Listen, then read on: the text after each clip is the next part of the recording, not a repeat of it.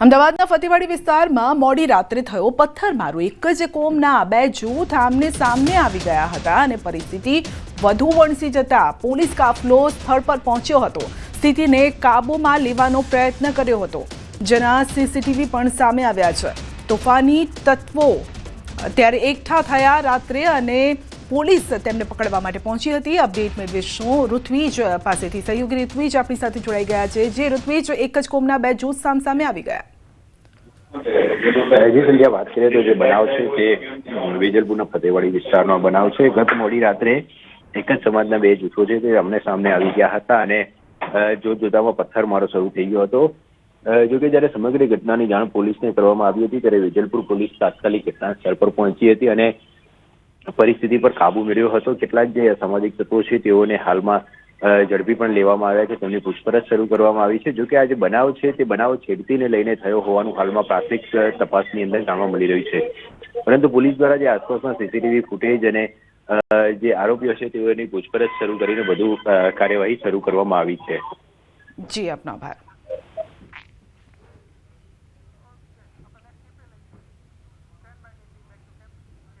ભગવાન બિરસા મુંડાની 150મી જન્મ જયંતિના ઉપલક્ષ્યમાં પ્રધાનમંત્રી નરેન્દ્ર મોદી આદિવાસી વિસ્તાર નર્મદા જિલ્લાના ડેડિયાપાડામાં આવી રહ્યા છે।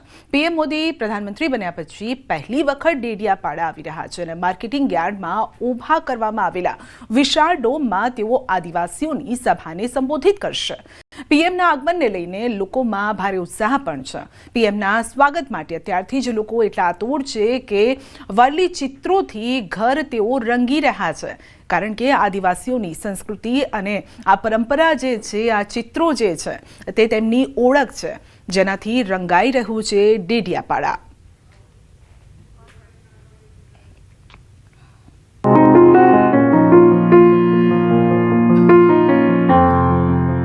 भगवान बिरसा मुंडा की 150वीं जन्म जयंती जो जनजाति गौरव दिन से मनाया जा रहा है, इस खुशी में प्रधानमंत्री जी का यहाँ आगमन हो रहा है।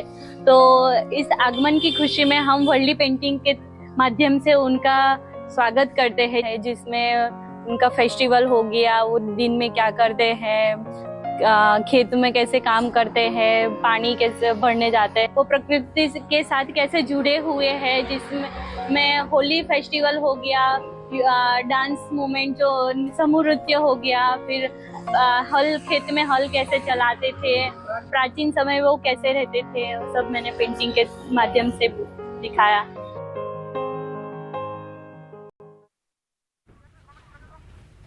તો પ્રધાનમંત્રી નરેન્દ્ર મોદી ડેડિયાપાડામાં આવી રહ્યા છે અને જેના કારણે અત્યારે ડેડિયાપાડા વાલી ચિત્રોથી રંગાઈ ગયું છે।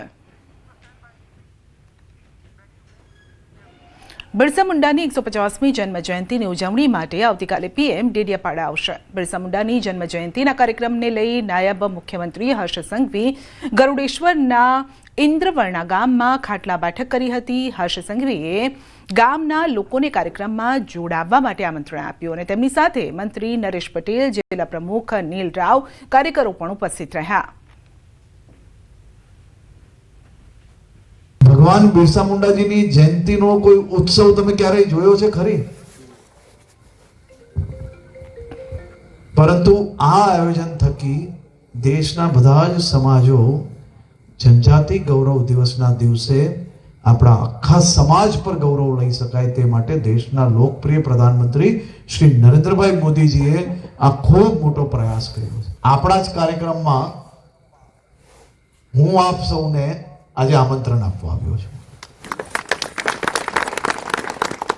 કે આવો આપણે સૌ સાથે મળીને એક નવો ઇતિહાસ રચીએ। અમદાવાદમાં સતત ત્રીજા દિવસે ઇન્કમટેક્સનું સર્ચ ઓપરેશન યથાવત છે। આશ્રમ રોડ પર આવેલી એનસીપીની ઓફિસમાં સર્ચ જોવા મળ્યું। અજીત પવાર જૂથના કાર્યાલય પર આઈટીએ તપાસ કરી હતી। દસ્તાવેજી પુરાવા, ડિજિટલ પુરાવા, ચૂંટણી ખર્ચ સહિતના હિસાબોની તેઓએ તપાસ કરી અને છેલ્લા 3 દિવસથી આઈટીની ટીમો પાર્ટીની અલગ અલગ ઓફિસોમાં તપાસ કરી રહી છે। અમદાવાદમાં 3 દિવસથી ઇન્કમ ટેક્સનું સર્ચ ઓપરેશન ચાલી રહ્યું છે ને અમદાવાદના આશ્રમ રોડ પર આવેલી આ એનસીપીની ગુજરાત પ્રદેશની ઓફિસ છે કે જ્યાં 3 દિવસથી ઇન્કમટેક્સના અધિકારીઓ જે છે તે સર્ચ કરી રહ્યા છે. જે આ પ્રદેશ કાર્યાલય છે ત્યાં અધિકારીઓની ટીમ જે છે તે તમામ દસ્તાવેજો જે છે તે તપાસી રહ્યા છે, ડિજિટલ પુરાવાઓ તપાસી રહ્યા છે અને સાથે સાથે જે પૈસાની જે લેવડ દેવડ હોય એ હિસાબો હોય તેની પણ તપાસ કરવામાં આવી રહી છે. આ ઉપરાંત જે એનસીપીના અલગ અલગ કાર્યાલયો જે છે ત્યાં પણ જે ઇન્કમટેક્સના અધિકારીઓને અલગ અલગ ટીમ જે છે તે આ સર્ચ ઓપરેશન કરી રહી છે અને જે પૈસાની લેવડ દેવડના હિસાબો જે છે તે તપાસવામાં આવી રહ્યા છે. એટલે કે હાલ ત્રીજા દિવસે પણ આ અમદાવાદ સ્થિત જે એનસીપી કાર્યાલય જે પ્રદેશ કાર્યાલય છે ને ત્યાં ઇન્કમટેક્સના અધિકારીઓનું સર્ચ ઓપરેશન ચાલી રહ્યું છે. કેમેરામેન અમિત શર્મા સાથે સંજય ટાંક, ન્યૂઝ 18 ગુજરાતી, અમદાવાદ. જામનગરમાં ખ્યાતિકાંડ જેવો વધુ એક પ્રકરણ સામે આવતા આરોપીઓ ભૂગર્ભમાં ઉતરી ગયા છે. પીએમ જય યોજના અંતર્ગત ચેડા કરવાનો આરોપ છે. ત્યારે સમગ્ર કૌભાંડમાં સંડોવાયેલા તબીબ પાર્શ્વ વોરા અને તેનો પરિવાર પલાયન થઈ ગયો છે. ન્યૂઝ 18ની ટીમ તેના ઘરે પહોંચી અને ત્યારે અલીગઢી તાળું જોવા મળ્યું હતું. એક તરફ ભોગ બનનારા દર્દીઓના પરિવારજનો પોલીસ ફરિયાદની તૈયારી કરી રહ્યા છે અને બીજી તરફ જેસીબી હાર્ટ ઇન્સ્ટિટ્યૂટના સાથી ડોક્ટર પણ છેતરપિંડીનો આરોપ તેના પર લગાવી રહ્યા છે. તો હાલમાં સનસનીખેજ આરોપો વચ્ચે તબીબ પાર્શ્વ વોરા પલાયન થઈ ચૂક્યા છે.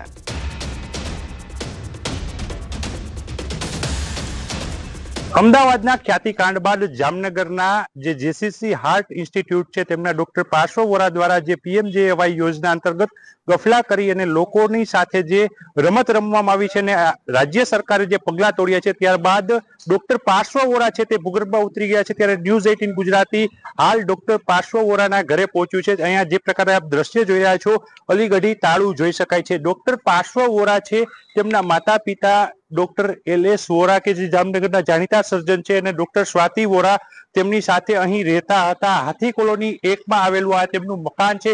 આલિશાન મકાન તમે જોઈ શકો છો. આ જ બંગલામાં ડોક્ટર પાર્શ્વ વોરા છે તે રહેતા હતા અને માલ પ્રેક્ટિસ કરતા હતા. જે પ્રકારનો સમગ્ર ઘટનાક્રમ સામે આવ્યો છે, જે પગલા તોડાયા છે ત્યારબાદ ડોક્ટર પાર્શ્વ વોરા ક્યાં છે કોઈને ખબર નથી. પરંતુ જે પ્રકારે હાલ જે ભોગ બનનારાઓ છે તે પણ સામે આવી રહ્યા છે અને FIR ની જ્યારે વાત આવી રહી છે, બીજી તરફ જે જેસીસી હાર્ટ ઇન્સ્ટિટ્યૂટના જે અન્ય તબીબો છે તેમની સાથે પણ છેતરપિંડીની વાત સામે આવી રહી છે. ત્યારે ડોક્ટર પાર્શ્વ વોરા ક્યાં છે એક મોટો પ્રશ્ન છે. ત્યારે ન્યૂઝ 18 એમના ઘરે પહોંચ્યું છે. ત્યારે પરિવાર સાથે ડોક્ટર પાર્શ્વ વોરા છે તે અહીં પણ નથી જોવા મળી રહી. અંજલ કારસરિયા, ન્યૂઝ 18 ગુજરાતી, જામનગર.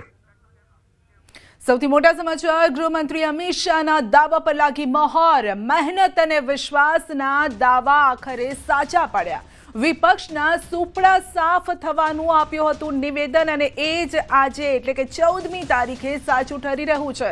14 નવેમ્બર 1 વાગ્યા સુધીમાં વિપક્ષના સુપડા સાફ થશે આ પ્રકારનું નિવેદન આપ્યું હતું અને એ નિવેદન આખરે સાચું પડ્યું છે.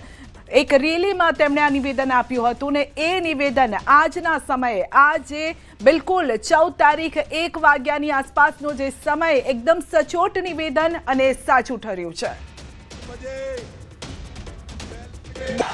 तो मेरी बात याद रखना, 14 नवंबर 8 बजे बैलेट बॉक्स खुलेंगे, मतपेटियां खुलेगी, 9 बजे मतगणना शुरू होगा और 1 बजते बजते लालू राहुल की पार्टियों का सुपड़ा साफ.